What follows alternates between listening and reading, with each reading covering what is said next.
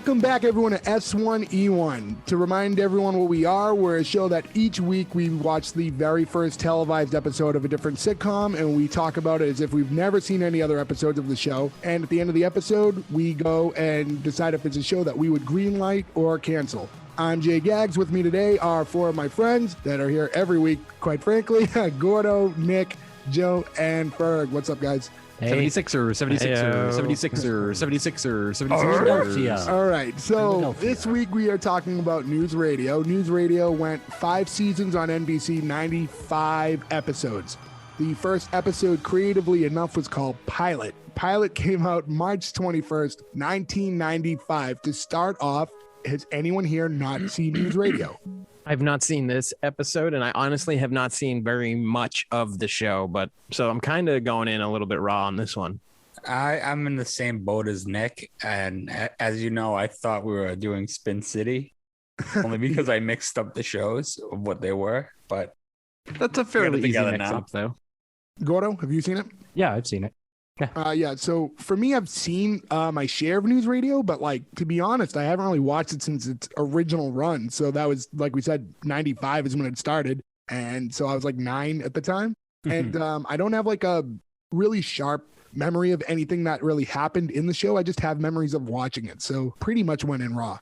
There's a couple of things I remember because we watched it in syndication. It was on Fox, I think, maybe 7-ish, 8-ish, around the Seinfeld, King of the Hill block or whatever. And I'll never forget some of the Stephen Root stuff that's later on in the seasons. It's super funny. It's the kind of show that like you'd only see because it was on after something else you wanted to watch. Like, yeah, like Mad About You in Carolina the City and stuff back then. No. I would purposely watch NewsRadio. I would not purposely watch Mad About You. No, I was going to say it was like on right around Seinfeld or The Simpsons. It was like sandwiched kind of like right there, a Third Rock from the Sun too. Yeah, like dinner time syndication. Yeah, that's where I remember watching it. Was always the show after the one that we were watching. I want to say that Phil Hartman dying kind of boosted this show a little bit more. That was like 3 or 4 seasons in, because like he died, I think, in 98, if I'm correct. Yeah, and it's the only good thing that Phil Hartman's dying did, because the world is a worse place without Phil Hartman in it. He died on my birthday. Your wife. Way to go, cookies. Jay. Yeah.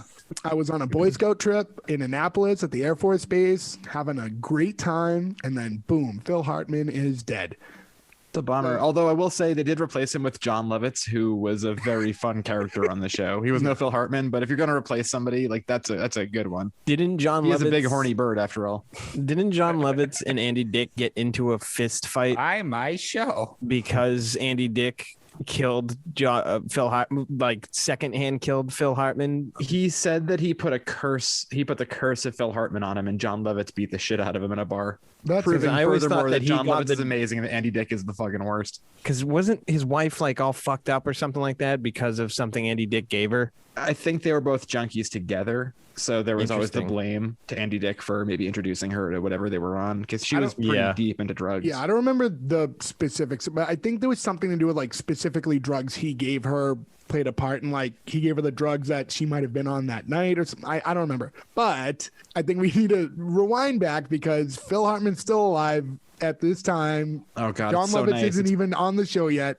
What a nice world. We go back in time. We're 13. Phil Hartman's alive. So yeah, my 12th birthday has not been ruined yet. And we'll go back to season 1, episode 1 of NewsRadio. So the show starts kind of interesting because it starts with like a outside shot. As a result, not really shot like a sitcom because of the way it was used, where the we see the main character going to a new job, essentially. So he's like running late. He's very neurotic. And I just thought it was kind of a weird way to start a sitcom just because it was shot so different.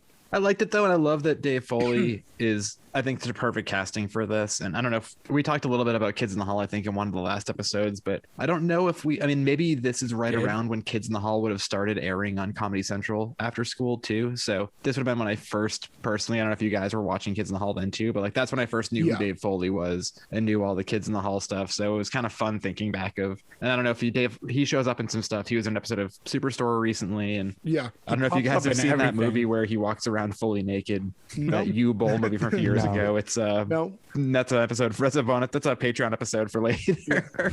So I recently rewatched Scrubs, and he popped up randomly in that, and he's always just a random character. So But he's always nice great. to see him as like a starring role. yeah, but to go back, do you guys think it was just kind of like a weird intro to a sitcom just to shoot it exterior like that? Like something about it just was like, I don't know, it's interesting to me just because it doesn't look like a sitcom because they went with that approach. It wasn't kind of like studio recorded the first. I like the brightness about it because one thing I remember going into this, and there's a ton of stuff I remember about this show, but one thing that sticks out to me is the show is very gray. Yeah. You're in a very dreary office that you never get a lot of light, and they never really go outside. So the fact that the first scene of the show is bright, sunny, outside spring or fall day or whatever kind of threw me because it just then thrusts you into his life, now goes into this terrible, dark, dreary everyday. Yeah, brown and tan kind of interior. To transition, I guess, like from that scene, his character was super punctual and neurotic and was trying to show up at the exact right moment because he was starting his job today. Finds out he's at the wrong building and has to sprint, and he ends up being 15 minutes late. But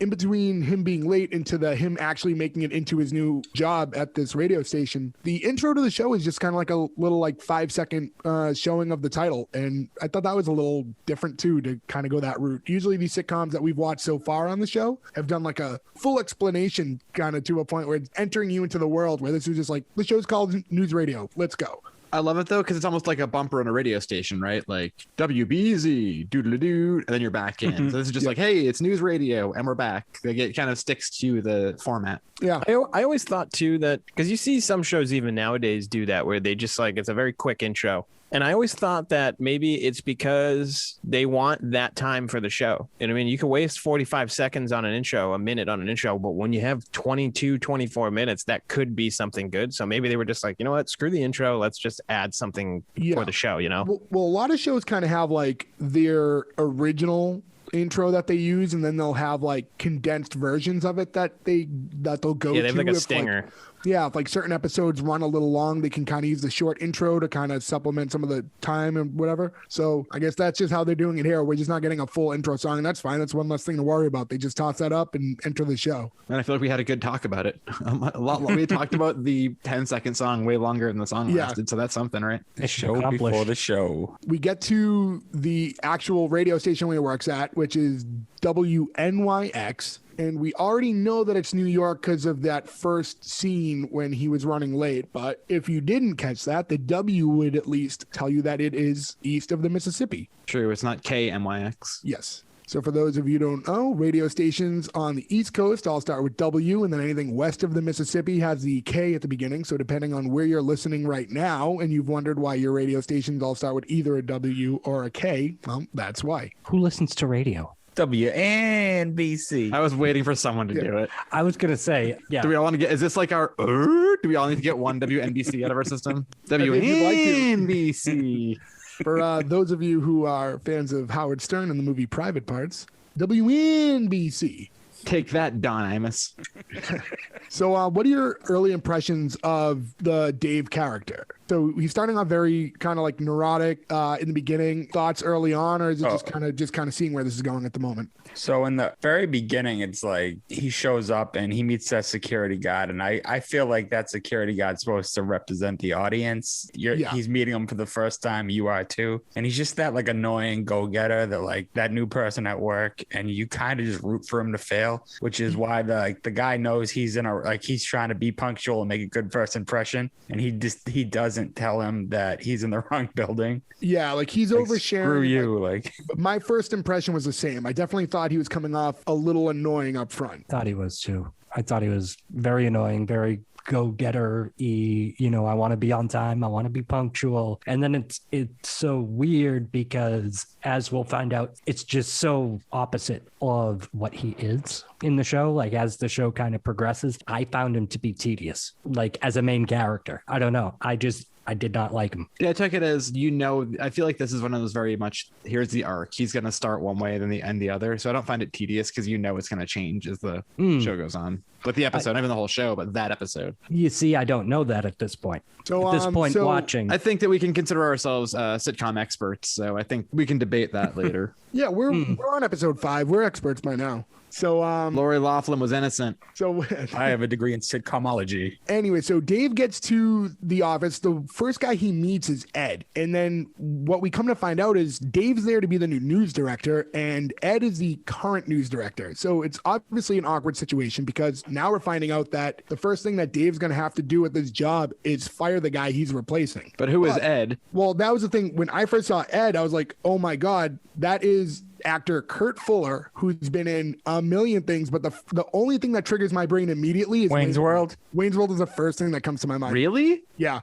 Me That's too. where you go first? You don't Yeah. go Ghostbusters 2? No. I love Wayne's World. You don't Wayne's go World first. I went Ghostbusters 2, and then I went to No Holds Barred. No Holds Barred also, but Then I went to Wayne's World's Autofocus. Wayne's World's first. Is Wayne's World in your top 5? For Wayne's World's 4, but Autofocus, he's dressed as Colonel Clink from Hogan's Heroes having sex with the girl, and it's just never going to leave my Wayne's World brain. was my first experience with him. So Wayne's World is the thing that stands out to me the most. Probably the thing I've seen the most. And it's funny because, like, yeah, obviously Ghostbusters too. And audience, some of the audience doesn't know right now, but I was one of the stars of Ghostbusters 2016. So I know a lot of people don't know that. That's why it tanked. You're just meeting us through the show. you just But, lost us like 100 subscribers. Well, sorry, but yeah. So, anyways, Kurt Fuller from Wayne's World is the guy he's replacing. So, kind of weird to have a guy like that who obviously, like, the objective of this episode now is that he's going to be fired, and you're like, oh, he's a pretty good actor. Like, why would you bring him in just for this dispensable role? But He Yeah, gets I fired thought on that screen all the time. Hulk Hogan fired him. was he the Dookie guy? No. He's not Dookie. No. He's the Battle of the Tough Guys creator. He owns the TV network. Jay, we used to rent that movie like once a week when we were 8. What are you doing? Well, we are now. He's probably sleeping. So Jay, we rented it all the time, but that's just because Jay kept sleeping through it. We had to keep getting it. Funny, he always plays a slimy douche and everything. He's just got that voice and look. Yeah, he's got a great character actor face where he's like a perennial sort of slimy, kind of scummy dude. And it's like there's also like 10 other actors who could have played him. You know what I mean? Like I can think of I couldn't tell you their names, but I can think of other guys that could have been that same guy. Right, that sort of 80s, 90s character actor archetype. Right. after that kind of whole thing went through, the thing that I noticed next that kind of bothered me about the show was in my notes I have in order. We meet Lisa, we meet Matthew, we meet Greg. Basically, the boss, Mr. James, just shouts all their names as they first come into the shot, which is, I guess, the way that they're going to introduce us to these characters. He's just like, Lisa, Matthew. And it was like, okay, so we're introducing us to all the characters, but it's like one after another, after another, after another. And I'm like, okay, let's like slow it down a little bit. The show's going a little too quick, too much at once. And of course, though, you have to love Jimmy James, right? Stephen Root, another one of the best 90s actors. Bill Dauterive, RoboCop 3. Dodgeball. Dodgeball is all everything. I think of, yeah. There's nothing bad. He's never been in anything bad. Anything he's in, he always elevates. He's super funny. And not to say that I've heard or watched other episodes, but you do find out, I remember later on in an episode of this show that he becomes DB Cooper. And I feel like that had to trigger No something. shit, really? Yeah, there's a whole story arc where he's DB Cooper. And that's certainly the first time I ever heard DB Cooper, which put me on another of my neurotic paths later on in life. So I kind of want to go back a second. I kind of almost want to, like, in future episodes when we meet actors and things, I kind of want to like play a game where like, where does everybody know them from? And then where does Joe know them from? Because I feel like there's almost going to be like a consensus and then Joe's answer every time we do that. Yep. So yeah, so we get introduced to all these characters rapid fire. And I just thought that was like a little, I don't know, like a lazy way to bring you into the world. That was something I didn't really like because I just thought it was just like one after another after another after another. And Would you have remembered the names if you didn't write them down? No, of course No. not. I still because don't it was know the literally names. one after another. Like I was writing them down. I was like, wait, pausing it. I'm like, okay, this guy, this guy, this guy, this girl. I was like half and half. I remember Lisa, I remember Jimmy James, and I I only remember Ed. I only remember Ed. Jimmy James. I see, and I think that was just a problem that the show had. Like, I think they were trying to. There's a big cast, right? It's kind of a big ensemble cast, and they were trying to get everyone in there right away in the first few minutes of the show. But because they did it that way, it was like you were just bombarded with characters, and there was like no. Hey, I no took that differently. I took it as that's what it's like starting a new job, and you meet everyone that already knows each other and already established, and it's boom after boom after boom. That's a you good don't know point, their names. actually. Yeah, that's that a really is. good point. Yeah, the first day of work is disorienting, no matter what, right? Unless you go to a job where you know every single person and you have a sort of easier idea, and that's very rare. So walking in, people, do you want coffee? personality, it's over there. But that's the kind of thing where you're like, oh, I don't know what to answer, how to respond to people, what their personalities are yet. How do I respond to them? She was my fun to favorite character, by the way, Beth. I kind of understood where Ferg's coming from. Like, he's new to this world and everything happens fast. And that is kind of true to form when you get a new job. As the viewer, though, I felt it was a little overwhelming. And I thought, like, having the guy's first day at work be the first episode is like a very easy way to introduce you into a world, right? Because it's like, you know, the entry point. You're entering the story at this point, because episode 1 is where Dave's story is. So as far as he's concerned, nothing's happened the day before. And like, that's how we're entering, right? So kind of a good way to bring you in. Yeah. Could be a little lazy because it's just like too easy, but I get it. And now Lisa, could we meet her real quick? As big Office fans, do we all remember Lisa? Yeah, Yeah, she's that Robert was, California's wife. Yeah, right? the wife. And also, You're Afraid of the Claw.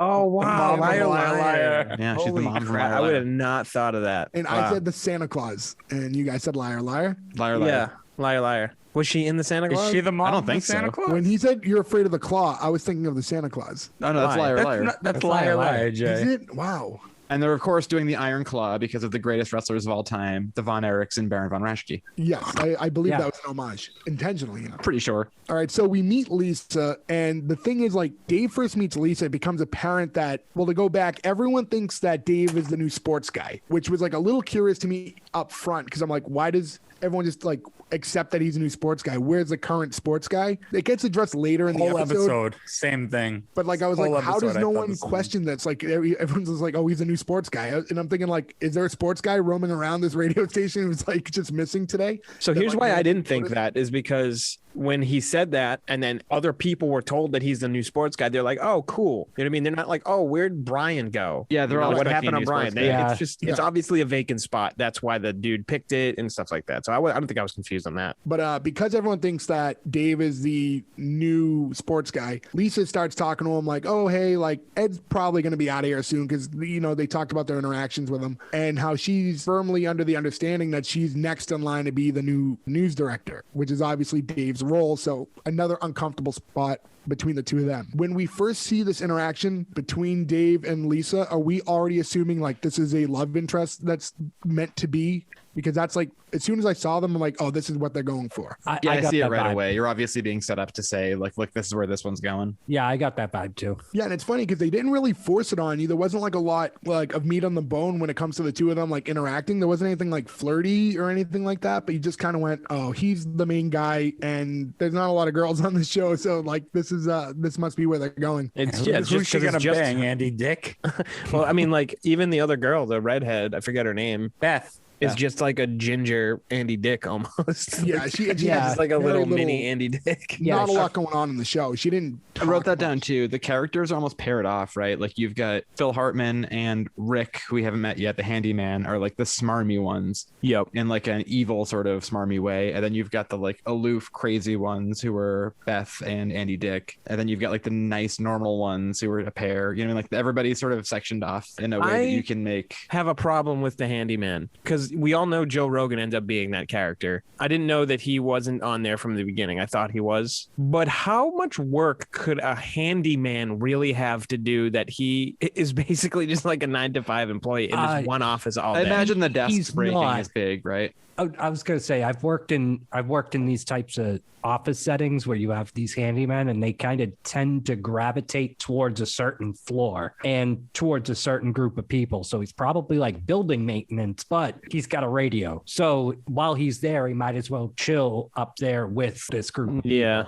See, I didn't pick that up. What I picked up was he's there to fix the mixing board, the sound cart, all the radio stuff. Like that's what he does, right? In case something jams or something breaks, you need a guy right there because the radio doesn't stop, right? You have to fix that signal right away. They don't touch on it, right? And like I said, this episode's trying to throw a lot at you. So like you don't really know a lot of people's roles specifically in the show, but you only know he's like kind of the handyman or maintenance guy based on like he's dressed more casually, like a little bit more like blue collary, like something that he can get dirty in. And other than that, they don't really give you any other reason to think that that's his role because it's not really touched on. I did hear though he was let go and they met Joe Rogan for episode 1 because of Big Pharma and because of vaccine debates. So, it just made sense that they had to replace him. Yeah, I think that's what happened in 95. It was the flu shot that we're talking about. I don't know what vaccines would have been big in 95. Well, you never know. Speaking of 95 and things being beforehand, not to be weird, but this is Joe's 9/11 corner. Did anybody else get a weird vibe being in a New York office right before-ish 9/11 as to like what that world was like? And then it really never was again. Like that gray, boring, nothing ever happens here mentality in New York City. Like I couldn't help but like put a weird 9/11 parallel to that. My head didn't go there at all, to be honest with you. I just kind of thought like I'm just entering that world, the radio station world. And I don't know. I don't think there was that kind of transition of things being so different, especially in a building like that. I'm sure in today's world, in what radio stations are still surviving, it's probably not too different from what that show, was depicting. Well, maybe it's just an office, right? Offices look very different now, right? And I've only worked in an office for maybe 12 or 14 years or something at this point. So it was obviously post then, but I don't know, something about that and the time and the look and the footage of people streaming out of those buildings in New York on that day. Like, I don't know, it all just sort of like weirdly clicked to be like, it was that time frame. Do you go there anytime you see something from New York? I mean, I'd be lying if I said I didn't. Yeah, I do a little bit. I think maybe you're just a little too engulfed. Yeah, I think 9/11. I don't know. I don't really see. No, the only thing saying. I will say about that whole set was it did anybody else? I don't know. Did it feel dated to anybody else? Very much so. Whole, like, more than any of the other shows we've done. We talked No about way. too. This is not more dated than Friends. Well, here's the thing. So it goes back to color palettes. Like we talked about, like at the top of the episode where they start outside and it's bright and everything, and then they go into this office where everything's like brown and wood. And typically, like any type of office or station now that was like redesigned, they would never go with those types of colors and like wood and stuff. For that reason, it comes off a little dated because that's just not how things look today stylistically, unless it's an older building. No, true. I mean, I just thought it was the aesthetic of the radio station itself. Yeah, and to go like back the to whole news radio is kind of an old concept, but I felt like it was dated, but not as dated. It wasn't in a bad way. It was just like it put you in the frame of mind in that time period. I don't know. That's what it did. I think they're highlighting the fact that it's news radio, right? Like if there's a studio somewhere that's the NPR studio, it's gonna look like that. Yeah, it's just like cardigans everywhere and just desks and like I think it's a boring news radio station. I think that's what they were going for. Yeah, and to keep it a parallel with sitcoms, right? Like WKRP in Cincinnati is a sitcom about a radio station that's a rock radio station in the late 70s, early 80s. Everybody's a crazy, wild character and everybody's bonkers and there's beer. But a news radio station is going to be a very different vibe than a rock radio it's just station. like intellects basically hanging out talking. Like people who know like the news. So what Joe was saying earlier, as far as like the New York ties, I think the thing about that with me is other than that establishing shot outside, if you were to start that episode with Dave entering the building itself, there's nothing about that tells me this is New York. No, yeah, but it also doesn't tell you that it's anywhere. Yeah, the people tell you it's New York. Usually you'll get a little bit of an attitude or accent, like if they force it. Sometimes like shows will tend to force local references so you get it. If it wasn't for that first scene, I would have never even guessed it was New York. I would have thought it was like some other BC type of major city, like not anything that big. I was going to say, they could have put that right? anywhere. People have that accent, that like no regional dialect type accent. When they don't even know where Dave is from. Are you from Canada? He's from Wisconsin, right? Because he has that radio voice where you really can't pick out. It's that Midwest, no twang, and then perfect on the radio. Like, love cheese afterwards. That was Wisconsin. Yeah, that's where he is. So when we meet Phil Hartman's character, which is Bill, moment of silence for Phil Hartman. So what do you guys think of Bill up front, like when you first introduced him? Because it's not like he's a kiss ass necessarily, but like he's pretending to know or be familiar with Dave when he just thinks he's a sports guy. He doesn't even know he's his boss yet, and he's like, "Oh, I love your work. Like, I've listened to your stuff." So he's very phony. I have written down bullshit artist and manipulative. Yeah, because he definitely is someone who's like he politics to get what he wants, and he's trying to do that by getting that Al Gore interview, which was so coveted. It's funny. You know who he reminded me of was Andy from The Office. They have parallel kiss ass and just like that like fake confidence almost. You know what I mean? Like just like you can tell he's not as confident as he is. He's season 3 Andy. That's a great comparison. Yeah, he drives an X Earth. Make it. I thought he was a smart ass. I thought he was politicking like everybody said, but outside of that, I didn't feel one way or the other about him. My favorite character on the show was Jimmy James. lines in this particular episode. Every other character didn't really, there wasn't enough substance for me to really. Speaking of Phil Hartman was the only one that of stood out to me. well, in the context of, are you going to keep watching this show, right? This is the pilot. I love Phil Hartman in this. Like, I can't wait to see that guy's everyday interactions with all these people. Like, they do a great job of giving him 5 minutes and then having him back away. So you're like, oh, I want to see more of this kind of dickhead guy. Yeah, true. When he asked him, is this chair hard enough? Died. Like. It's definitely, especially for such a big cast, I would assume at that time, if you're looking at 95, he's one of the biggest gets that show has. So to kind of let him dwell in the back a little bit and not push him forward was an interesting move, but it's working in that regard. Where was Andy Dick at this point in his career? Is this one of his first? Very first. I was gonna say I think this he would have was, just been doing comedy. No, because when I knew who he was before that show, he was probably already in the Army now at that point, right? I just watched that. I think that would have been the same year. I think I in the love Army that that's 95. movie. Or maybe no, in the Army might be a year later because I think Run OJ Run, I think is the in the Army joke. So that might, or is that Jury Duty? Oh, there's so many Pauly Shore movies. It was the year before. In the Army Now came out in 94, so they probably know. And this was 95, right? 95. Yeah. He might have been fresh Ferg. off of the role, and that's how he got in the eye of a casting director or something like that. Yeah. That said, I wish they didn't hire Andy Dick and they hired Pauly Shore. That would have been cool. Better Sure, show. Pauly Shore wishes that too, because like he had like a couple more movies come out. And then, That was his decline, that movie. He chose that movie over something else and then never got a lead role afterwards. yeah, he had said that too. He knew it was like he triggers that as a big mistake in his career. He should have just made Son-in-Law too.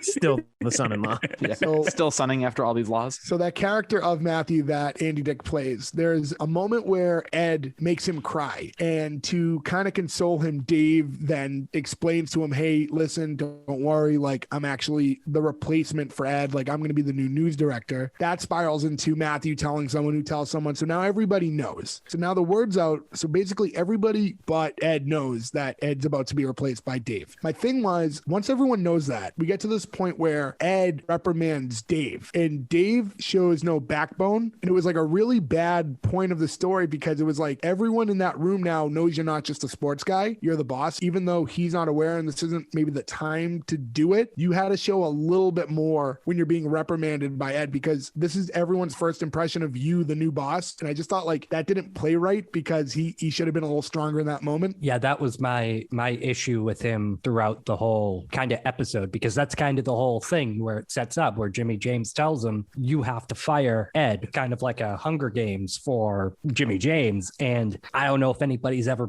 had to be in that situation before where you have to go and do that, and I know they're trying to do it in a slapstick kind of way, but you would never do what Dave did in this scenario. You would never do that. And I mean, I know it's a sitcom and I know it's supposed to kind of suspend belief, but that's part of what made me not like his character a little bit. Damn. The no backbone. And Yeah, I just thought it was that was a moment of the show where it was just, we understand that the underlying thing the whole time is you're waiting for the right moment and we're going to pretend that you're the sports guy, but you're now being reprimanded in front of all your subordinates and you're just eating it. And it's like, you're the boss. You have to understand that, right? This is not the time to keep playing this game. You have to man up. I got it earlier in the episode. Like he met this guy, and at the beginning you meet Ed. He's kind of like, you feel bad for him. He's got the bad back, and he's like, oh, this job's the only thing keeping me going. Thank God for the insurance and all this other stuff. And then throughout the episode, you start to realize how like douchey he is. He shows up late. He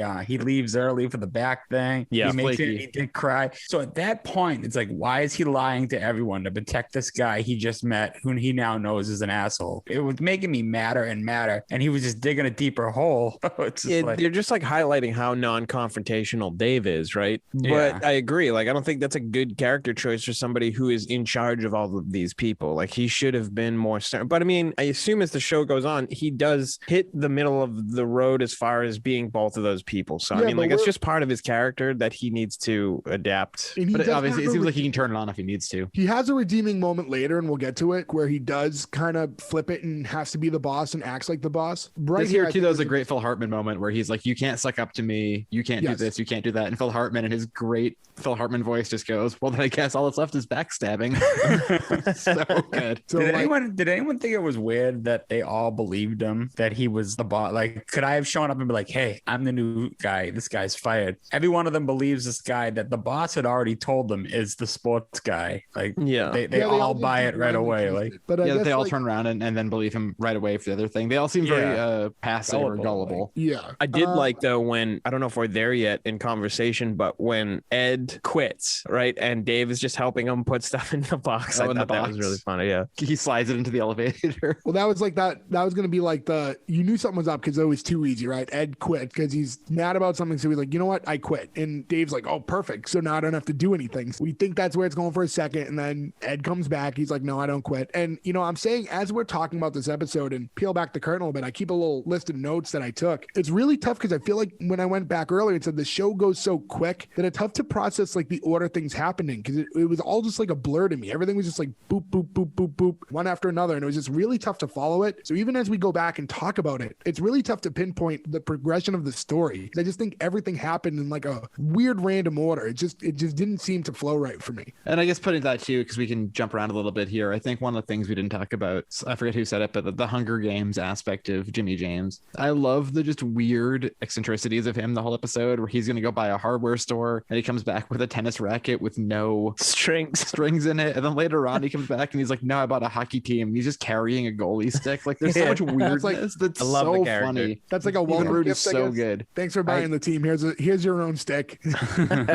Yeah, I like that about him. I like that about the Jimmy James character. I think that added this mystique and this silly mystique to him that kind of made him endearing. Yeah, to me, at least. It's like, because you shouldn't like him because he's making Dave fire his guy. Like that's not a good thing. Like if that was me showing up to that job and they're making me fire, I'd be like, I don't want to work here. Like this is a terrible way to do things. But yeah, you're right. They do make him endearing in a way that you want to keep seeing him do this stupid stuff. And so they make him funny too. They give him the recurring gag of the pick it up, which is a good gag. I was going to say they kind of reversed what you were just saying about they make him endearing and they make Dave kind of the one that you don't like. They kind of put the role reversal there where you're supposed to like one and instead you like the other. It's about how you compose yourself because that's what it comes down to. Like the early impressions of Dave is that he's neurotic. He overthinks things. He's no backbone. Like, everything is like trying to be very particular where, Mr. James, he just kind of goes with things and he just kind of lets things happen and he doesn't worry about the details. Eccentric millionaire. And it's just one of those things where it's like, that's like a more, I don't know if I want to say relatable, but that's just a more attractive character type. You are more attracted to someone who is just calm and goes with the flow and lets things happen than someone who's like constantly worried and nitpicking and trying to figure out little minute details. It's just who would you rather be around in life? Yeah, true. I think we get to this point where Dave finally has to fess up and he has to do what he has to do with Ed and let him know that, listen, I am your boss. Well, I am your replacement and, you no longer work here. And we get a really interesting scene from Ed because Ed's initial response is like, oh, that's fine. I have an offer from WXYP and I have a standing job offer there. Like the guy in charge is from Tom Novacek. What was it? From Tom Novacek. Everybody has great radio names, right? Yeah. Tom Novacek. So that was supposed to be like his name. Was that like his college buddy or whatever? Yeah. He was the guy who ran the station there. He's like, oh, so I'm going to go over WXYP with Tom Novacek. Oh, you guys could all go to hell. And then we find out that the station that he's going to, WXYP, has closed down. And it's because they all went into a nosedive basically once Ed's friend, Tom Novacek, died. So that's how little he pays attention to what's going on around him. And it circles back to why he was yelling at Andy Dick, because Andy Dick said, well, I read that in Broadcasting Monthly, which I think is what he was yelling at him about earlier that made him cry. So it was kind of a cool little wraparound there. There's a good callback on that. And I just love the idea that they just really shit on him so hard, where like they make a joke that his friend died. He lost his job and he's going across the street and he's just going to find out that his friend is dead and the company is out of business and now he lost his job. And on top of it, like there's so many reasons that he should be a sympathetic character, right? Because like the back pain and all the stuff he was going through before, but they made him just enough of a dick that you're like, you know what? They send you on an emotional roller coaster with him. Like I have that in all my notes, is like, I didn't know how to feel about him because because first you feel bad for him, and then you're like, what a dick. And then like he tries to fire him. And then they did that with him and Dave, really. They just kind of flipped you back and forth on them both multiple times throughout the episode. And I really didn't love that about the show, because I thought you want to root for someone the whole time, and you really couldn't do that because you weren't even sure who to root for. So I'd even put down like show got a little confusing at that point, but we do have a point where, so now Dave is at least the boss, right? He finally went through, he fired Ed, he had the moment, some power. He had the moment with Bill where he told Bill he wasn't going to get the Al Gore interview. Like he's flipped after being like timid the whole time. Like he had that one moment that set him off, and now he's going to just be the boss all of a sudden. I mean, I guess that's good. Like the character is where he needs to be, but I don't know. There was a lot of stuff about the show that I just didn't understand. And that was a big part of it. And then there was a moment between Dave and Lisa, which I just couldn't make sense of, like, oh, if you didn't realize that this was the love interest situation we're building, here you go. And they just forced it. So now you know for sure, because they have the moment like, thanks for covering for me earlier. Because when everyone found out Dave was going to be the new news director, Lisa took it hard, and they jumped to the conclusion really, really early on. Like, wait, you think you were going to be the news director? And it was like, well, that's kind of a weird pivot to make, that you just assume that. He covered for her and said no, she was offered the job and she declined it. And they go back to the end and they revisit that scene and she thanks him. But then there's this weird eyelash scene, and I was like, this is where it becomes like a here now you know it's the romantic thing. And I was like, what the fuck? Like, why is you just like this whole like, oh, you have an eyelash, and just like this weird him plucking the eyelash off her face. I don't understand. This is a little weird to me. I get you're trying to show us that it's a relationship, but I just thought that was a really weird last note. No, something I would never do too, especially considering he's the boss. Right, if you really think about it, here's your boss with your employee in your office. Yeah, but it wasn't like a sexual advancement. Like it really did come off innocent. I think it was just so you, the viewer, would see some sort of chemistry. But so he didn't like play it wrong. He wasn't like creepy about it. But I just thought like, I don't know. It was awkward. It was like awkward a weird writing for sure. Yeah, he was very close to giving her the claw. Can we all agree? Yes. That's again, that's the pants claw. She's afraid of the claw. We know that. I mean, was I the only one who thought that was weird watching it? Like, I don't know. No, it was completely out of nowhere, and you could tell it was supposed to be sweet, but it just didn't hit. Like, I was just forced. Also, but again, I feel like that's a great pilot move, right? Set it up more. Hey, look, we're trying to hit you over the head with this because it's the first episode. There's tension here. I don't see her and see him and think, oh, that's a couple. I think he's more likely to end up with Andy Dick than this beautiful girl in the office. But you say, yeah, it's a little just. He's a very unassuming guy. She's pretty, and I don't know. The dynamic doesn't seem like it would work. I don't think, because she seems like a stronger character. Yeah, she's very. She works for him, but she's more in charge. She's more like, she thought she was going to be the new news director, and we never find out early in the episode. To jump all the way back to the beginning, Mr. James was like, do you know why I made you the news director? Like, there's something special about you. And like, that was like a joke where he just never tells him what that thing was. Yeah, I mean, for every point and reason, like Lisa thought that job was going to be hers, so she has leadership qualities about her. And like, I don't know, the thing with her and Dave, it seemed a little forced. And then like I said, that scene was to really drive it into your face, just so you don't confuse it like this is going to be the romantic interest. I don't know. It just didn't work for me. Yeah, it didn't work for me either. I will say, though, I appreciate that like they ended on that to a degree, and you were like, oh, kind of sappy. But then they give you one last good joke, because in the real news, or the new sports guy comes in. The sports guy, yeah. And I like the way that played. I thought that was a better ending to the show, because the way better way to end it. Because the eyelash scene kind of leaves you it's just quiet. You know what I mean? There's not much to it. There's no like no upbeat note to end on. And like, this is the real sports guy, which explains what I was saying earlier. Like, how does everyone think that Dave is a sports guy and not question it? Turns out there was a new sports guy starting today. Apparently at the very end of the day, though, he gets to start. He gets to just come in at 5. That's fine. Whatever you want. Just come in. What a weird time to show. But then again, it's a radio station that's open 24 hours, right? So there's not a lot of sports on a weekday. Yeah, but he didn't even come in. Ed says like, oh, we do our sports thing every day at 5, and that guy wasn't there. Yeah, but maybe he's second shift, right? Because now if you're thinking it's 9 p.m., now all the basketball games, the hockey games, everything's ended. That's what I was just gonna say. Weekday, all sports are on at night. So if that guy comes in, has a cup of coffee, he does 11 to midnight to give you all the sports updates for all the games that ended. He goes home, and then the news radio guy gives you the updates. No, because he says, what do you think about tonight's game? And he goes, oh, this game? I forget what he says, but he said, well, then maybe it is 5. Shaq was scoring under 30 or something right now, or something like that. Yeah. What time of year is it? We actually talked about this, because if he comes in at 5 p.m., it would be dark out if it was like November or November, December, right? So that would make sense. He's there early at 5 to do the pregame, during the game, post game sort of thing. But I think by what they're wearing, it doesn't seem like it's that late in the year. If he walks in a pretty light suit and he's like, "Hey, I'm in New York," doesn't seem to be that cold. The time frame seems a little off. I assume everything's like spring. Like that's just how I look at those shows. And like it's baseball season, so it's got to be spring. Oh, did they mention baseball? I missed baseball somehow because they were saying 76ers or just basketball. Oh no, I'm sorry, basketball season. Yeah, it's basketball, and that would have started in like April. I don't know. In '95, the seasons have changed in sports so much. It could have been like March of the time, but yeah, it would be right around there. Like if it was the very start of the season, it would be at an appropriate time for the weather. I'm assuming it's a Tuesday, Wednesday, Thursday. Yes.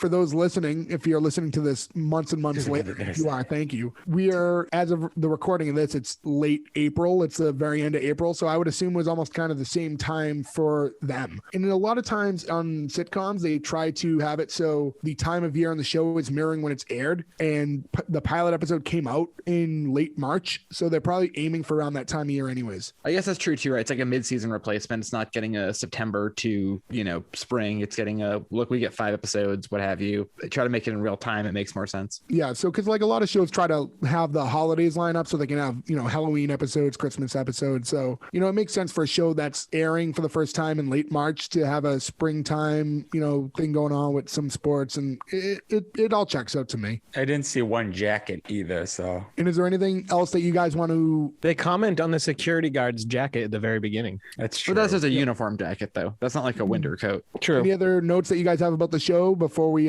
start to wrap things up? The only thing I have is beating people in prison with a chair. That Beth says it's the funniest line. Yeah, that was a great line. That was one of my favorite parts of that episode. I really liked Jimmy James's cell phone too. Oh, the big ass phone. Yeah, it just came right out of his jacket. It was smaller than I think it should have been at that time, but I also like how they definitely make him seem more than just a guy who is in charge of this office. Like he's obviously much bigger than that. He's buying teams and stores and stuff like that. Yeah, like this is like another one of his fun projects and hobbies. Right, He it's just might not necessarily care care about it too much. He's just there for an hour a day. Yeah, there's a reason that the news director position is needed. You're just the owner. It's like if you own a sports team, which now he does. You own the team. You don't hire and fire the players. Now I know it's probably not a yes for now. It certainly isn't for me now. But I would say even podcasts probably took the place of this. But does anybody have time listening to news radio or talk radio? Because sports radio count? Because I listen to sports radio. I'd say sports radio counts. I listen to sports radio every morning. Yeah.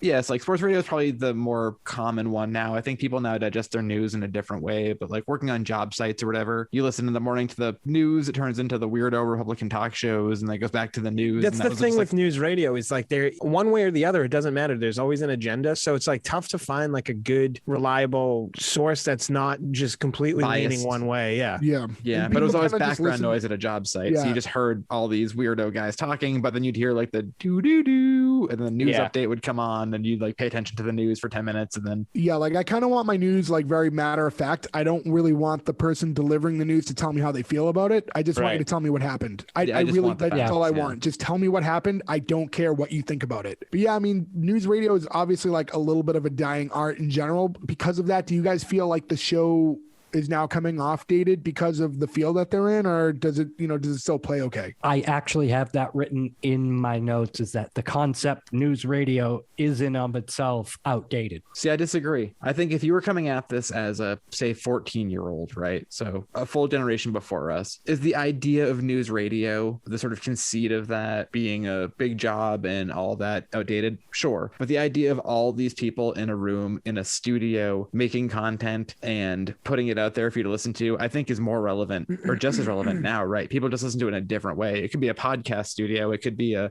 different kind of thing. I think that, is it going over the terrestrial airwaves? Is that sort of dated to young kids? Sure. But I think that the idea of this not making sense doesn't exist. I think that there maybe even 10 years ago, it might have felt weird. But now I think. But a lot of that relies on, live traditional terrestrial radio. Right, but how many Whereas- podcasts stream live? Lots of them. Lots of people stream their phones live. Like, Sure. streaming live with big headphones on is just some guy walking down the street right now. To be honest with you, one of the things that they benefit from being news radio versus being just like a top 40 station is like, that's kind of the only radio that makes sense to people today that like people still do tune into. Is like we're saying, like we still listen to sports talk radio because like that stuff needs to be kind of up to date and like live to the minute. So like it's also regional. That's why you're listening to the Boston sports station, right? Like you could probably find a Boston sports based podcast. But I also think that even though it's the namesake for this show, I don't think that the job itself was a big enough part of the show for that to matter. You know what I mean? Like they had mentioned one interview and they did one thing in front of a microphone real quick. Like, but I don't think the fact you could do this show in any setting. Right. And that's, so I don't think that's why that's a lot of shows that they had that Chinese commercial in it too, when the love interest had him in the thing. So yeah, for that reason, like, you know, the environment works enough that you can still watch it back today. And I don't know what was it? It was on IMDb, right? IMDb. Yeah. Yeah. So for those of you who want to go back and watch, you can find the season on IMDb TV, which, you know, you can get apps for your Amazon or watch it on, you know, your web browser that way. Any show that we review that like you can't just plug through Netflix or Amazon is kind of unfortunate now. It's just the way of the world. So it's, you know, just like comparing radio versus podcasting. It's like this on-demand style that we're used to now. It's like, it's very inconvenient when you have to go out of your way to find stuff. But if you are looking to watch news radio, that's how you'll find it, IMDb TV. And I think there are some episodes on demand, but if you want to start from the beginning, that's where to go. And I found the DVD box set in my closet. I didn't even remember I owned, but I looked it up on Amazon. It's if you wanted to buy the whole season or whole series rather, it's pretty cheap. I think the pilot is indicative of how the rest of the show goes. I think if you like the pilot, you'd probably want to watch the rest of the show. So you can spend the $10 and own the 97 episodes. Right. 95 episodes, 5 seasons, 95 episodes. But so let's close things out, guys. Let's go around. Green light or cancel the show based on what you just saw from episode 1. I'm going to go to my left to right. So Gordo, I'm going to start off with you. Cancel. I have to erase all the knowledge that I have of this show. After I thought the show was tedious. I thought that they did a job of building up the dynamic between Dave and Ed, only to fire Ed at the end of the episode, where they could have built up the rest of the office. So you kind of don't know how the dynamic is going to play out going forward. I thought that was just a waste of energy for the show. It did nothing to pull me in to make me want to. It didn't make me like Dave, and the supporting characters didn't give me enough to make me want to see a second episode. Sorry, I got to cancel it. Gordo, I think that's actually a great point that we almost should have talked about earlier.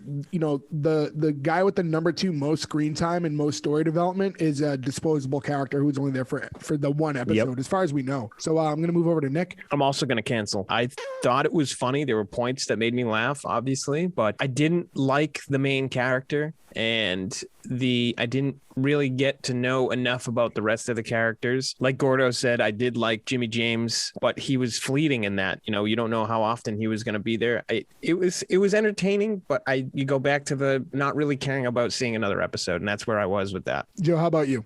I disagree with you guys, and I would definitely greenlight it. For me, there's a lot of nostalgia tied up in this show. I'm trying to ignore that, but that time period I feel like this hits a good nostalgia button. And to just be with the group of us, this is the kind of show where we'd all be sitting together 20 years ago trying to figure out something to watch on the on-demand. And I would say, let's watch News Radio, and you would all say, no, that show is stupid and not funny and boring, and we'd get in a fight. Like that's what it makes me think of, right? So I get this weird double nostalgia of being like in Nick's basement or Jay's living room. You all did that to me with the OC, by the way, and then you all loved it. We will discuss the OC later on. California, here we come eventually. But I don't know. I enjoyed it. I love the cast. Kurt Fuller is great. I love Stephen Root. It reminds me of 9/11. I'm all in. Ferg? It also reminds me of 9/11, which is why I'm canceling it. No, Dave is so unlikable, and it made me mad throughout the episode how he just kept digging his hole deeper and deeper, where anyone else, I know it's a sitcom, but anyone else would have come forward by then. And it's just when he finally does grow a backbone, it's out of the blue. There's nothing that led him to that. There's nothing for the character to change. He just did, and that's bad writing. I'm sorry. See ya. So for me, it looks like we already have a majority vote, but I will say, despite the fact that I do like News Radio, like I said at the top of the episode. I don't have a lot of memories of like specifics of the show. I just always remember watching it. And I know that I come to like the show, but I will say based on this first episode, I have to agree with the majority of you. I'd have to cancel it. And it's for a lot of reasons. I just think that the show was, like I said before, it was so hectic and I couldn't like just focus on anything. They were just back and forth, back and forth. There was a real lack of character development for most of the characters. And then the two characters that they did take the time and energy on, one's gone. And the other one, they spent most of the episode building him a certain way just for him to completely flip later on in the episode and act differently. So it's like, what did we really come out of episode 1 with? Like, I don't really know anybody yet. So for that reason, despite how I've come to feel about the show later on, judging just on episode 1 alone, I'm sorry, I have to cancel it, which means 4 out of 5 of us are canceling News Radio, which is kind of surprising to me. I made my decision before we recorded, but I thought I was going to be kind of the sole guy canceling the show. So I'm sorry, News Radio. You do not get to live for a second episode. You know, we'll move on to the next show next week. So guys, thank you everyone for listening. We hope that if you enjoyed the show, you'll subscribe and rate the show if you're on iTunes. If you want to follow us on social media, you can find us on S1E1pod.com. That'll link you to all our social medias and where you can listen to us. Thank you again for everything, and we'll catch you guys all next week.